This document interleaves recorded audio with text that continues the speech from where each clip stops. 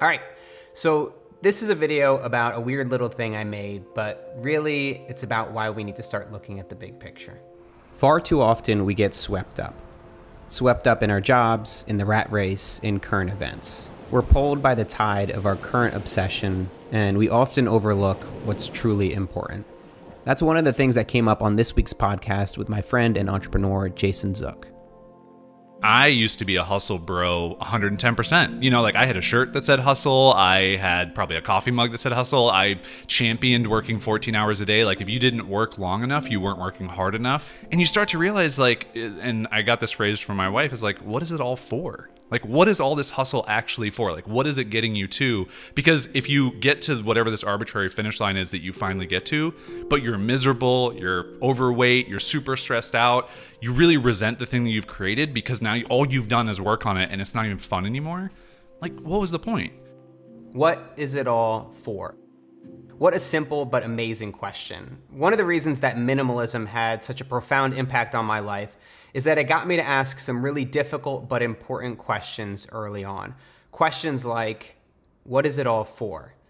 Now, when I take that question and I apply it to both my work and my personal life, it helps me to gain better alignment on the things that I'm saying yes to. When I think about what it's all for me, it's about having a good time, it's about not taking myself too seriously, and it's about really loving the work that I do and sharing joy with other people. Now to transition to that thing that I was talking about.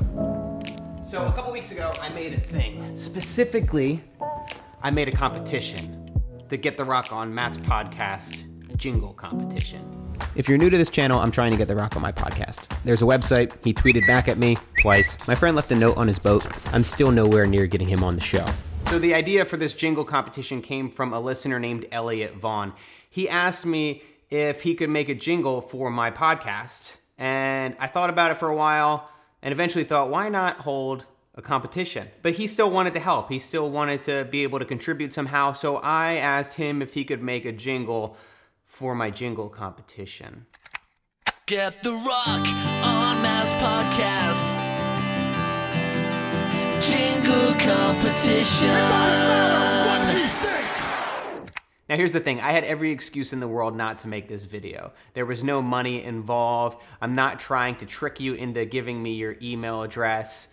I just wanted to create this odd, silly idea, share it with the world, and hopefully encourage you guys to start creating weird things as well.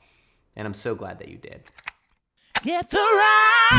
Let's get The Rock. Let's get The Rock on Matt's podcast. Get The Rock on Matt's podcast. Come on, Matt Diavela's podcast. In case the message wasn't clear, get The Rock on Matt's podcast. Submissions started to pour in from all over the world, from India to the UK, Brazil, and Illinois. It was amazing to be able to see how creative and also how truly talented many of my listeners are. So I've gotten all these amazing jingles in, and I've narrowed them down to the 4 that best fit the spirit of the show. And I'm gonna play those for you right now. This first one is from a guy named IAMSAMTIER. Hey, The Rock, don't be impolite, except Matt's invited to the Ground Up Show. What a great jingle. This next one, this is gonna be tough competition. This next one is from KUMAR Hans. I wanna smell what The Rock is cooking on the podcast. I'm telling you, this is gonna be tough.